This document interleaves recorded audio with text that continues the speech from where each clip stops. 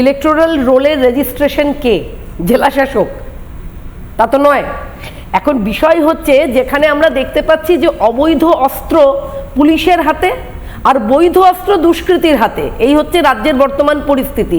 এবং যেভাবে demography change হয়েছে পশ্চিমবঙ্গে, তাতে শৌকত, শাহজাহান, সেলিম, জাহাঙ্গীরদের সীমান্তবর্তী অঞ্চলের দায়িত্ব দিয়ে রেখেছে তৃণমূল। কেন?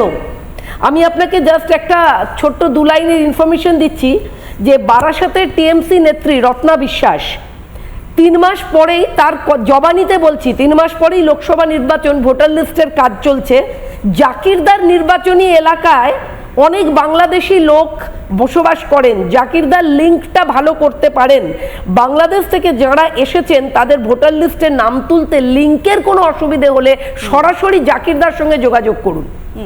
তো আমরা এইগুলো থেকে আমরা বুঝতে পারছি যে কিভাবে তৃণমূল এই যে বিভিন্ন ভোটে তৃণমূল যে ম্যান্ডেট পেয়েছি, কখনো 29-এর ম্যান্ডেট, কখনো আমরা 21-এও দেখেছি,